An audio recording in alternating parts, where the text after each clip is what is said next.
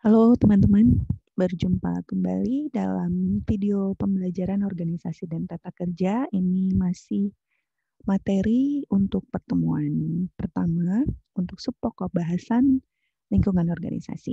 Ya, dengan capaian pembelajaran, teman-teman diharapkan mampu untuk memahami dan menjelaskan lingkungan organisasi itu apa. Ya, kalau teman-teman perhatikan di video sebelumnya tentang prinsip dan model organisasi, saya sempat menjelaskan bahwa model organisasi itu dari waktu ke waktu itu mengalami perubahan ya dari misalnya yang mekanistik sangat kaku gitu ya tapi dengan adanya perubahan lingkungan desain organisasi itu juga bisa berubah menjadi lebih organik atau lebih fleksibel dan adaptif ya. Jadi organisasi itu juga seperti orang, mereka juga berada dalam suatu lingkungan tertentu. Jadi organisasi itu tidak sendirian, mereka juga berinteraksi dalam lingkungannya ya. Dan lingkungan itu ada yang internal dan eksternal. Ini yang akan kita pelajari di video ini. Saya sering mengatakan bahwa ilmu itu berkembang ya, dan berkembangnya ilmu itu salah satunya adalah dengan adanya penelitian-penelitian ya. Dulu ketika ada teori manajemen tradisional itu disebutkan bahwa organisasi itu merupakan wadah atau alat gitu ya. Kalau teman-teman ingat pengertian organisasi yang kita pelajari di materi sebelumnya, wadah atau alat di mana orang-orang berkumpul bersama-sama, bekerja sama, berkoordinasi untuk mencapai suatu tujuan tertentu ya. Kemudian dengan perkembangan waktu, ditemukan teori organisasi kontemporer ya, yang melihat bahwa organisasi itu merupakan suatu sistem ya, suatu sistem yang terbuka di mana organisasi itu berinteraksi dengan lingkungannya. Ya, jadi dalam teori organisasi dengan perspektif open system ini, organisasi itu akan dilihat sebagai suatu sistem di mana organisasi itu akan mendapatkan input yang dia peroleh dari lingkungannya. Input ini bisa bahan ya, SDM, bisa modal, teknologi maupun informasi. Kemudian input ini atau resource ya itu akan diproses ya, akan diproses di dalam organisasi tersebut melalui berbagai macam aktivitas dan metode yang akan menghasilkan output, di mana outputnya ini kemudian akan disediakan untuk lingkungannya. Ya, outputnya bisa berupa barang dan jasa, baik itu berupa informasi yang sudah diolah dan lain sebagainya. Ya, jadi di sini ada interaksi, ya, ada interaksi antara organisasi dengan lingkungannya. Ya, dia berinteraksi. Ya, dan di sini ada loop ya, ada loop. Jadi outputnya ini nanti setelah disampaikan ke lingkungannya itu akan ada feedback sehingga organisasi itu bisa terus-menerus melakukan perbaikan atau penyempurnaan ya. Jadi ada lingkungan. Nah, lingkungan organisasi ini bisa dibagi menjadi lingkungan internal atau di dalam organisasi, yaitu kondisi atau kekuatan yang ada di dalam organisasi tersebut.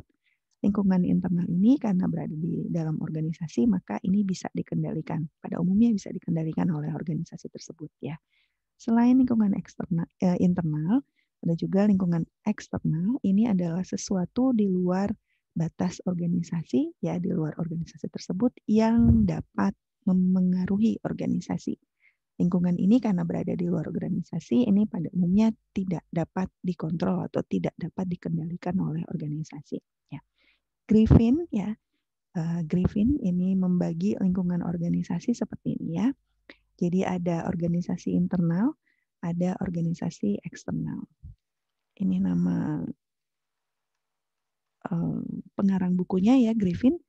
Ada organisasi internal, ada organisasi eksternal. Organisasi internal adalah yang di dalam ini ya, pendiri suatu organisasi, kemudian dewan direksi, karyawannya, ya lingkungan fisik, baik itu gedung maupun sarana prasarana yang ada di dalam organisasi, dan budaya. Budaya ini juga merupakan lingkungan organisasi, yaitu lingkungan internal. Ini akan kita pelajari lagi tentang budaya ini di pertemuan kedua ya.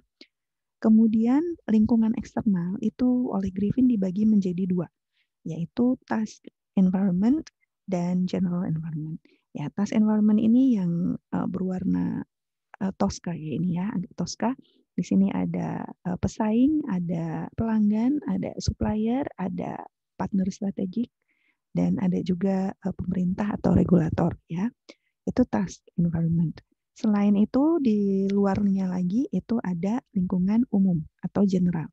Ini terkait dengan hal-hal berkaitan dengan kondisi politik atau hukum, ya terkait dengan kondisi sosial budaya di mana organisasi itu berada, kondisi ekonomi terkait dengan teknologi maupun dimensi internasional. Ya, di slide berikutnya akan kita lihat secara lebih detail ya penjelasan dari lingkungan-lingkungan tersebut. Ini tadi sudah ya, sudah saya jelaskan. Oke, kita mulai dari lingkungan umum atau general environment. Tadi ada kondisi ekonomi, ini adalah kondisi maupun vitalitas sistem ekonomi di mana suatu organisasi beroperasi ya. Ini nanti kita lihat contohnya lebih detail di slide berikutnya. Kemudian teknologi atau dimensi teknis ya. Ini tidak hanya berkaitan dengan IT gitu ya. Walaupun sebagian besar mungkin sekarang mungkin berkaitan dengan IT, tapi ini terkait dengan segala metode yang tersedia yang bisa membantu organisasi untuk mengubah input atau sumber dayanya menjadi output atau produk dan layanan. Jadi ini segala metode ya, termasuk juga IT. Selain itu ada dimensi sosial budaya. Ini akan berkaitan dengan kebiasaan-kebiasaan, adat istiadat, nilai, maupun demografi masyarakat di mana organisasi beroperasi atau berfungsi. Kita lihat contohnya nanti di slide berikutnya ya. Dimensi politik dan hukum ini berkaitan dengan peraturan-peraturan pemerintah yang berkaitan dengan organisasi tersebut ya. Kemudian kalau organisasinya juga bergeraknya tidak hanya di suatu negara ya, itu bisa jadi dimensi internasional juga mempengaruhi organisasi tersebut, yaitu sejauh mana suatu organisasi terlibat atau dipengaruhi oleh bisnis atau hal lain yang terkait dengan organisasi tersebut di negara lain. Sejauh mana dia terlibat atau dipengaruhi oleh isu-isu yang terjadi di negara lain. Ya, ini contoh McD ya. Contoh McD yang ada di buku Griffin, tapi ini bisa diaplikasikan juga untuk organisasi dengan jenis atau bentuk lain ya. Ini berkaitan dengan general environment-nya dulu ya. Misalnya economic dimensi ya, dimensi ekonomi misalnya ini biasanya berkaitan dengan pertumbuhan ekonomi, tingkat pengangguran, tingkat inflasi atau juga tingkat suku bunga itu biasanya juga berpengaruh ya.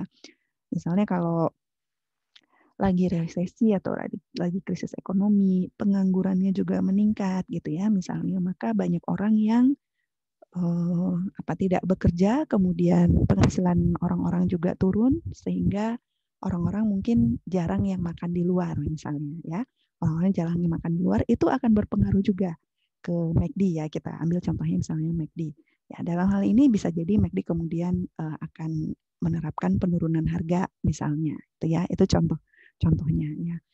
Ini tidak hanya berpengaruh ke organisasi bisnis ya, tapi ke organisasi pemerintahan juga bisa.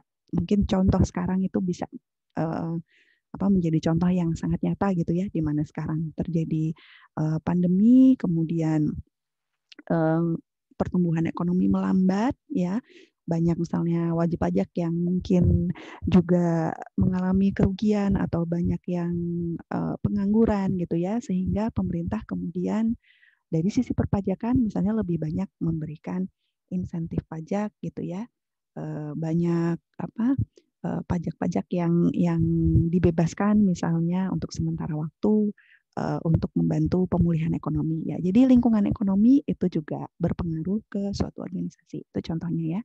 Kalau terkait dengan teknologi itu misalnya adanya temuan atau perkembangan IT teknologi sehingga suatu pekerjaan itu bisa dilakukan secara lebih efektif, efisien ya. Misalnya contohnya di McD mungkin cara mengolah burger dulu dan sekarang itu mungkin sudah berbeda karena mungkin ada alat atau metode baru yang ditemukan sehingga mengolahnya bisa lebih cepat, lebih efisien, lebih efektif misalnya ya. Sosial budaya juga berpengaruh ya terkait dengan demografi atau misalnya sekarang mungkin yang tadi ya pandemi misalnya, sekarang banyak masyarakat yang kemudian gaya hidupnya berubah dari tadinya datang ke lokasi sekarang menjadi online misalnya ya. Jadi misalnya McD atau mungkin perusahaan lain itu sekarang banyak yang melakukan penjualan secara online atau membuka drive-thru atau delivery gitu ya. Itu juga merubah ya. Atau mungkin ada concern ke misalnya gaya hidup yang sehat gitu ya, sehingga mungkin banyak ditambah menu-menu yang lebih sehat gitu ya. Misalnya atau mungkin demografi yang berbeda. Mungkin di sini Indonesia masyarakatnya banyak yang makan nasi gitu ya, sehingga di menu McD misalnya di Indonesia itu ada menu nasinya misalnya, yang mungkin di negara lain tidak ada gitu ya. Itu contoh bagaimana kondisi sosial budaya itu berpengaruh ke suatu organisasi. Politik dan hukum ini berkaitan dengan aturan-aturan yang harus dipatuhi oleh organisasi di mana mereka berfungsi. Ya, misalnya karena ini misalnya contoh McD ini adalah industri makanan ya, maka dia akan tunduk ke standar-standar yang kalau di Indonesia mungkin yang ditetapkan oleh BPOM ya, atau karena masyarakatnya di sini banyak yang Muslim gitu ya, memperoleh sertifikat halal gitu misalnya dari MUI ya, dan aturan-aturan lain misalnya terkait perpajakannya, terkait misalnya kalau dia merupakan perseroan terbatas seperti apa ya, aturan apa yang harus dipenuhi dan lain sebagainya. International dimension ini kalau misalnya suatu organisasi juga berhubungan dengan pihak lain di beberapa negara gitu ya, misalnya kalau terkait dengan McD ini misalnya sudah membuka restoran di ratusan negara dan malah bahkan lebih banyak pemasarannya itu dari luar Amerika di mana McD ini berasal gitu ya. Itu contoh bagaimana lingkungan general atau lingkungan umum berpengaruh ke suatu organisasi. Ya, lingkungan eksternal selain lingkungan umum tadi juga ada task environment. Ya, yang ini terdiri dari pesaing ya atau kompetitor. Ini adalah organisasi-organisasi yang bersaing, yang merupakan pesaing organisasi tersebut, pelanggan ya siapapun yang membayar atau mungkin kalau di instansi pemerintah siapa yang dilayani gitu ya oleh suatu organisasi, pemasok atau supplier yang menyediakan sumber daya bagi organisasi tersebut, kemudian regulator atau pemerintah yang punya potensi untuk mengendalikan, membuat aturan atau kebijakan yang bisa mempengaruhi suatu organisasi dalam mereka beroperasi atau berfungsi, dan juga ada mitra strategis ya, karena dalam sistem perspektif tersebut ya itu ada konsep sinergi ya. Jadi satu subsistem atau satu organisasi itu bisa jadi berinteraksi dengan organisasi lainnya gitu ya. Jadi di sini kemungkinan juga ada mitra strategis yaitu organisasi yang bekerja bersama ya baik dengan satu atau lebih organisasi untuk membuat suatu kemitraan ya. Nah, kalau kita kembali ke contoh McD ya, ini adalah contoh-contoh kompetitornya ya, dari fast food industry, kemudian customer-nya tidak hanya yang individu tapi juga ada dari lembaga, supplier-nya ya yang mensuplai input misalnya dari sisi minumannya, dari sisi apa misalnya saus ya, garam salt and pepper ya, garam dan mericanya, kemudian juga mungkin sendok tisunya itu ya mungkin ini dari supplier. Kemudian ada strategic partnernya mungkin ini kalau di Amerika gitu ya, misalnya mungkin di Walmart ini seperti supermarket gitu ya, mungkin dia kemudian kerjasama ada gerai McD di satu supermarket tertentu misalnya, atau McD ikut mempromosikan filmnya Disney atau Disney memperkenankan McD membuka tokonya di sekitar Disney misalnya seperti itu. Jadi ini strategic partner, kemudian ini regulatornya ya tadi misalnya ini BPOM ya, kalau di Amerika FDA, sini misalnya BPOM ini misalnya kalau dia perusahaan terbatas gitu, perseroan terbatas gitu ya, menjual sahamnya go public ya, ini seperti Bapepam ya, Bapepamnya misalnya aturan-aturannya atau terkait dengan lingkungan misalnya ya, atau DJP dari sisi pajak dan lain sebagainya ya.